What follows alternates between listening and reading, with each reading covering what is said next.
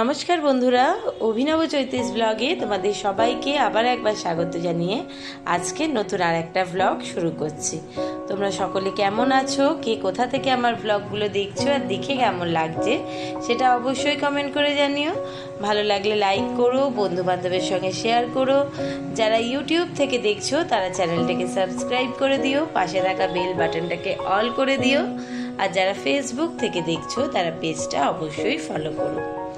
আজকে সোমবার, ঘড়িতে প্রায় 9:30 মতো বাজতে যায়। সকালবেলার মোটামুটি কাজকর্ম সারা হয়ে গেছে। স্নান, পুজো, ঘরদোর পরিষ্কার, বিছানা পরিষ্কার, ওদিকের কাজকর্ম গুছিয়ে এসে রান্নার কাজে লেগে পড়েছি, দেখতেই পাচ্ছ। কিন্তু এখনো পর্যন্ত জলখাবার খাওয়া হয়নি, কারণ তোমাদের দাদা আজকে একটু লেটে উঠেছে, সে চা খেয়ে পেপার পড়ছে। আর যেহেতু আজকে আমার বাজার থেকে সেরকম কিছু আনবার ছিল না, সব রকম ঘরেই ছিল, তো মনে করলাম দেরি করে লাভ নেই, ঝটপট দুপুরে রান্নাটা বসিয়ে দিই। তো সে যতক্ষণ পেপার পড়ে না আসছে ততক্ষণ তো তাকে জলখাবার দেওয়া যাবে না, তাই জন্য এখানে দুপুরে রান্না বসিয়ে দিয়েছি। ওদিকে হচ্ছে ভাত, আর এদিকে দেখতেই পেলে ডাঁটা আলু পোস্তর ভেজে বসিয়ে দিয়েছি, কিন্তু পোস্তটা এখনও বাটা হয়নি। এই যে মিক্সিতে জারে নিয়েছি, পোস্তটাকে বাটবো। আর ওদিকে মুগের ডাল সেদ্ধ করে আম দিয়ে রেখেছি, আর সর্ষে শুকনো লঙ্কা ফোড়ন দিয়ে রেখেছি। পরে ডালটাকে ভালোভাবে ফুটিয়ে নেবো, কারণ হচ্ছে এখনও আমটা দিয়ে ফোটানো হয়নি, ডালটা গরম ছিল বলে আমটা দিয়ে দিয়েছি একটু নরম হবে বলে। আর লবণটা দেয়া থাকলে একটু তাড়াতাড়ি নরম হয়ে যাবে। দিয়ে হয়ে গেলে পরে মিষ্টি দিয়ে নামাবো। আসলে আজকে সোমবার হলেও আজকে হবে সব নিরামিষ রান্না, তাই জন্য সেরকম বাজার দোকানের কিছু ব্যাপার নেই, সব কিছুই ঘরে ছিল, তাই ঝটপট বসিয়ে দিলাম। এই যে এখানে মুড়ি খাওয়া হবে বলে নারকোলগুলো বার করে রেখেছি, দুধটা জাল দিয়ে রেখেছি, ঠান্ডা হয়ে গেছে, ঠোকাবো। ওই নারকোলের যে ছোবড়াগুলো সেগুলো আমি বাজার থেকে বলি যে চেয়ে নিয়ে আসতে। ঘরে এই শনিবার বৃহস্পতিবার একটুখানি ধুনো দিই, তো ওই ছোবড়াগুলো ভীষণ কাজে লাগে। আমাদের এখানে তো আর নারকোল গাছও নেই, আর সেই দোকান থেকে কেনা ছোবড়াগুলো কেমন শক্ত শক্ত হয়।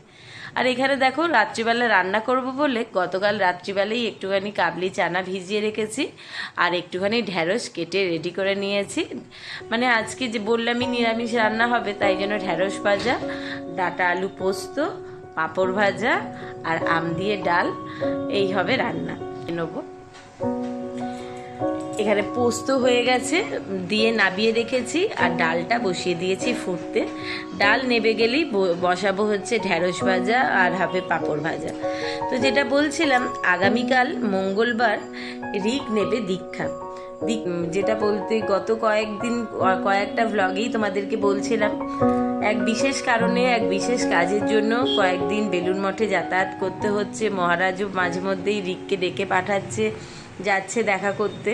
তো সেই বিশেষ কাজটা হচ্ছে, মহারাজ বেশ কিছুদিন আগে, প্রায় বলা যেতে পারে 7-8 মাস আগেই ঋককে দীক্ষার জন্য ব্যাপারে বলেছিল। তো তাতে ঋকের তো কোনো অসুবিধার কারণ নেই, কারণ ও তো এমনি একটু ঠাকুর দেবতা পুজো আর্চা করতে ভালোই বাসে আর কি।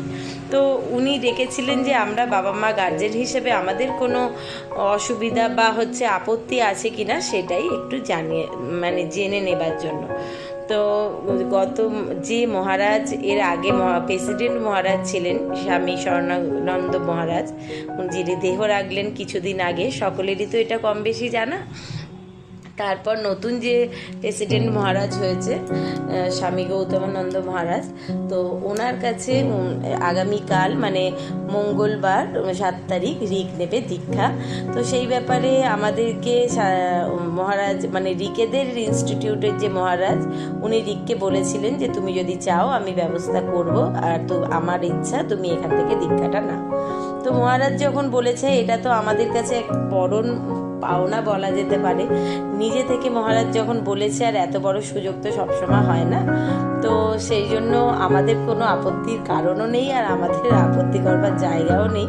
তো ঋক আগামীকাল যেহেতু ওখান থেকে দীক্ষা গ্রহণ করবে, খুব ভোর ভোর বেরোনোর ব্যাপার আছে, তাই জন্য আজকের দিনটা ঋক তো একাই নিরামিষ খাবে সেরকম না, সকলের জন্যই একটু নিরামিষ রান্না করছি, যেটাকে এক কথায় একটু সংযম বলা যেতে পারে।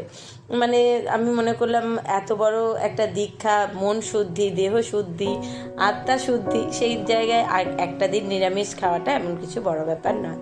সেই জন্যে আজকে সোমবার হলো, হালকা পাতলা রান্না, নিরামিষ সব করা হয়ে গেছে। আর দুপুরবেলার রান্নাটা যেহেতু কিছুই ছিল না, ডাল পোস্ত, একটু পাঁপড় ভাজা, ঢেঁড়স ভাজা, তো ঝটপট রান্নাও হয়ে গেছে। রান্নার ফাঁকেই এক ফাঁকে মুড়ি মাখিয়ে তোমাদের দাদা আমি জলখাবার খেয়েছি, আর রিক খেয়েছে দুধ পাউরুটি। তো দাদা বললো যে রাত্রিবেলার জন্য তাহলে একটুখানি সিমাই নিয়ে আসি আর এক প্যাকেট দুধ নিয়ে আসি, বরং একটুখানি সিমাইয়ের পায়েস করে রাখো, রাত্রিরে রুটির সঙ্গে খাওয়া যাবে। যেহেতু এত গরম, আর সবচেয়ে বড় কথা পরপর এটা ওটা, গতকালও রবিবার মাংস খাওয়া হয়েছে, তাই আর আজকের দিনে লুচি পরোটা করছি না, এমনি রুটিই করব। আর রিকের রুটিটা শুধু আগুনে পোড়াবো না, ওটা চাটুতে শিখে একটু সামান্য ঘি বুলিয়ে দেবো। তো এই জন্যেই সেরকম চিন্তা ভাবনা করেই গতকাল রাত্রিবেলা এই কাবলি চানাটা ভিজিয়ে রেখেছিলাম। তো মনে করলাম রান্না বান্না কাজ যখন হয়ে গেছে, ঝটপট তাহলে যেটুকু কাজ এগিয়ে রাখা যায়, এখন এই কাবলিটা চানাটা সেদ্ধ করে রাখছি, তেজপাতা, গোটা গরম মশলা, কাঁচা লঙ্কা, লবণ সামান্য, আর একটু হলুদ দিয়ে। আর ওদিকে সিমাইয়ের পায়েসটাও করা হয়ে গেছে, দুপুরের রান্না কমপ্লিট। এটা সেদ্ধ করে রেখে দিয়ে তারপর দুপুরবেলার খাওয়া দাওয়া সেরে নেব। দাদা এর ফাঁকে স্নান সেরে রেডি হয়ে গেছে, এইটা সেদ্ধ বসিয়ে আগে দাদাকে খেতে দেবো, দাদার খাওয়া হলে তারপর আমরা খাওয়া দাওয়া সারবো।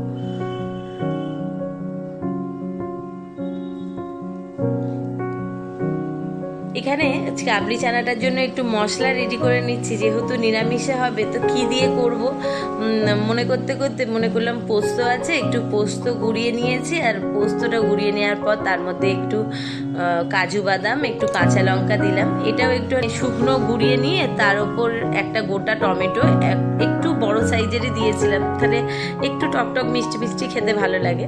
এই যে মশলাটা রেডি করে নিয়েছি। আর ওখানে মানে সকালবেলাই দাদাকে দিয়ে 200 মতো পনির আনিয়েছিলাম, পনিরগুলোকেও একটু মাঝারি সাইজ করে একটু বড় বড় কিউব করে কেটে রেখেছি, এগুলো সাদা তেলে ভেজে নেবো। দুপুরবেলা খাওয়া দাওয়া সেরে নিয়ে মনে করলাম যে বসে থাকবো কেন, ঝটপট রান্নাটা যখন সমস্ত রকম জোগাড় আছে, কাবলি চানাটাও সেদ্ধ হয়ে পড়ে রয়েছে, তো রান্নাটা করে নিই। মশলাটা তো কড়াই আছে, আর এই রান্নার সেমন বিশেষ কিছু ঝামেলাও নেই, করতেও সময় লাগবে না। তো ওই জন্য পনিরটাকে কেটে একদম হালকা করে ভেজে তুলে রেখেছি। আর কড়াতে ওই সাদা তেলেই অল্প করে সামান্য একটু দিয়ে দিয়েছিলাম ঘি, আর তাতে খানিকটা গোটা গরম মশলা ফোড়ন দিয়ে পোস্ত, কাজু বাদাম, কাঁচা লঙ্কা, টমেটো, তার মধ্যে একটু আদাও ছিল গ্রেট করা, তো সব দিয়ে মশলাটাকে ভালোভাবে করে নিয়েছিলাম। আর সেটাই তেলের মধ্যে ঢেলে দিলাম। আর দেখো কোথা থেকে কে জানে হাতের মধ্যে সেই দোলের রঙটা দেখছি কিভাবে কোথা থেকে লাগলো বুঝতে পারছি না, শুধু হাতের তেলোতে না, মানে অনেকটা জায়গাতেই লেগেছে, এমনকি সেই হাতটা বুঝতে না পেরে নাইটিতে মুছেছি, নাইটিতেও দেখছি রং ধরে গেছে। যাই হোক, ওই পেস্টটা দিয়ে দিয়েছি, আর তার মধ্যে দিয়ে দিলাম স্বাদ মতো লবণ, হলুদ, লঙ্কার মানে ঝাল লঙ্কা, লাল লঙ্কা, আর তার সঙ্গে জিরে গুঁড়ো, ধনে গুঁড়ো, আর একটুখানি তখন দেখতে পাচ্ছিলে দিচ্ছিলাম হচ্ছে একটু ভেজানো গোটা হিং। হিং নিরামিষ রান্নাতে সবসময়তেই বলি অতুলনীয় একটা স্বাদ, গন্ধ দুটোই আনে, তো সেটা একটুখানি দিয়ে দিলাম। আর মশলাটা কষিয়ে নেওয়া হয়ে গেছে, এটা থেকে তেল ছাড়তেও শুরু করে দিয়েছে। এরপর বাদ বাকি উপকরণগুলো দিয়ে মানে চানাটা দিয়ে ঢেলে দিলাম, এটা দিয়ে একটুখানি কষিয়ে নিয়ে জল দেবো, আর তাতে পরিমাণ মতো লবণ মিষ্টি সব ঠিকঠাক আছে নাকি চেক করে নিয়ে পনিরগুলো দিয়ে ফুটিয়ে নামাবো। আজকে যেহেতু তোমাদের দাদা একটু তাড়াতাড়ি বেরিয়েছে অফিস, তো আমাকে কিছুক্ষণ আগে ফোন করেছিল যে ছুটিও হয়ে যাবে, হয়তো তাড়াতাড়ি চলে আসবে। আর এই যে সন্ধেবেলা বাবা আর ছেলেও বেরিয়েছিল পড়ে টোরে বাড়ি ফিরে এসছে, আর তোমাদের দাদাও বাড়িতে এসে মুখ হাত ধুয়ে বসেছিল। দিয়ে বাবা আর ছেলে দুজন মিলে এখন বিশাল বড় কাজে লেগেছে, সেটা হচ্ছে বইয়ের আলমারির একদম হুলুস্থুলো অবস্থা, যা কাণ্ড করে ছেলে রাখে সেটা না দেখালে বিশ্বাস করতে পারতে না। তাই বাবার বকার চোটে এখন মানে নজর পড়েছে, দুজন মিলে বসে পড়েছে বইয়ের আলমারিটা গোছাতে। আর এদিকে আমার রান্নাও মানে তরকারিটা রেডি করা হয়ে গেছে, ওইটা ঢাকা চাপা দিয়ে রাখবো, দিয়ে আটা মেখে রাত্রেবেলা রুটি করব। এখন আটাটা মাখা থাকবে, পরে রুটি করব। তার আগে এখানে দাদা বলল যে তখন 1 কাপ চা খেয়েছি ঠিকই, কিন্তু এত যে কাজ করে দিচ্ছি তার জন্য আর 1 কাপ চা করে খাওয়াতে হবে, তাই ওর জন্য একটু চা করে দিলাম। আর এখানে দেখো একজন গেছিল পুরী বেড়াতে, তো সে পাড়ারই একজন গেছিল, প্রসাদ নিয়ে এসছে আমাদের জন্য। আর দাদা যে যেখানেই পুরী যাক না কেন চেনা জানার মধ্যে তাকে পয়সা দিয়ে বলে দেবে অবশ্যই যেন সেখান থেকে আমাদের জন্য কিছুটা ছানা পোড়া নিয়ে আসে। ওই যে দেখলে ছানা পোড়া নিয়ে এসছে, তো সেটা দাদা শুধু না, আমরা সকলেই খেতে ভালোবাসি। আর যে গেছিল সে আমাদের জন্য এই খাজা নিয়ে এসছে। একটু খাজাটা ভেঙে খাবো ভাবছি, কিন্তু এত শক্ত কিছুতেই ভাঙতে পারছি না। খাজা দেখলেই মনে হয় একটুখানি না টেস্ট করলে শান্তি হচ্ছে না। থাকবে, ওটা পরেই খাবো। তার আগে যে বললাম সকালবেলা আম ছিল, তো মনে করলাম আমগুলো রেখে দিলেই না বড্ড পেকে যায় আর নষ্ট হয়ে যায়, ফেলে দিতে হয়, ওই জন্য একটুখানি বসিয়ে দিয়েছি চাটনি। আমটা চাটনি করা থাকলে ফ্রিজে রেখে দিলে বেশ অনেক দিন অল্প অল্প করে বার করে খাওয়া যায়।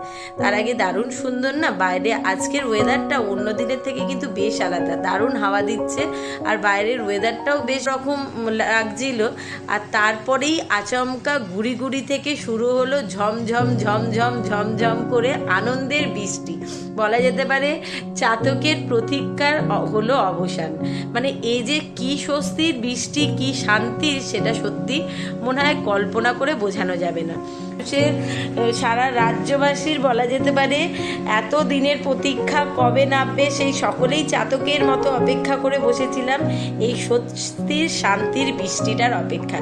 আর বৃষ্টি যখন নেমেছে দেখো চতুর্দিকটা একদম ভিজিয়ে বেশ মুষলধারে বেশ তেরে বৃষ্টি হচ্ছে। ঠাকুরকে ডাকছি এই বৃষ্টিটা যেন এক্ষুনি বন্ধ না হয়ে যায়, একটু ভালোভাবে বৃষ্টি যখন এতদিন বাদে এসছে হোক। আর এই তার সঙ্গে চলছে আকাশের লীলা খেলা। দেখো কি দারুণ একদম বিদ্যুৎ চমকাচ্ছে, মেঘের গর্জন, সেটা তো তোমাদেরকে শোনাতে পারছি না, চেষ্টা করছি যদি শোনানো যায়। কিন্তু আলোর ঝলকানি দেখে তো বুঝতেই পারছো বৃষ্টির তেজ কতটা, আর সেই সঙ্গে আকাশের গর্জনও কিন্তু দারুণ সুন্দর। যাই হোক, এই স্বস্তির শান্তির বৃষ্টিটা সকলকেই একটা স্বস্তির নিঃশ্বাস ফেলতে মনে হচ্ছে আজকে সাহায্য করবে। মানে দীর্ঘ কতদিন যে এই মারাত্মক গরমে প্রত্যেকটা মানুষ কষ্ট পেয়েছে, আর মানে রোদ্দুরে পুড়ে লাল হয়ে গেছে বলা যেতে পারে। যদিও গত 2-3 দিন ধরে ওয়েদারটা একটু চেঞ্জ হচ্ছে। বৃষ্টি দেখে এসে রুটিটা মনে করলাম বৃষ্টি হচ্ছে যখন আর বসে থেকে লাভ নেই, ঝটপট রুটিটা সেরে নিই। তো এখানে আটা তো মাখাই ছিল, নেচি কেটে ঝটপট বেলে নিয়ে রুটি সেঁকতে চলে এসেছি। আর তোমাদের সকলকে শুভরাত্রি জানিয়ে আজকের ব্লগটা এখানেই শেষ করছি। সকলে ভালো থেকো, সুস্থ থেকো। খুব শিগগিরই নতুন আর একটা ভ্লগ নিয়ে ফিরে আসব। তার আগে ঝটপট রুটিটা সেরে নিয়ে যাব একটুখানি জানলার ধারে বসতে। এত ভালো লাগছে এই ঠান্ডা হাওয়াটা যখন গায়ে এসে লাগছে, তাই জন্য মনে করলাম ঝটপট রুটি করার কাজটা কমপ্লিট করে নিয়ে তারপর এসে বৃষ্টির মজা নেব। চলো রুটিটা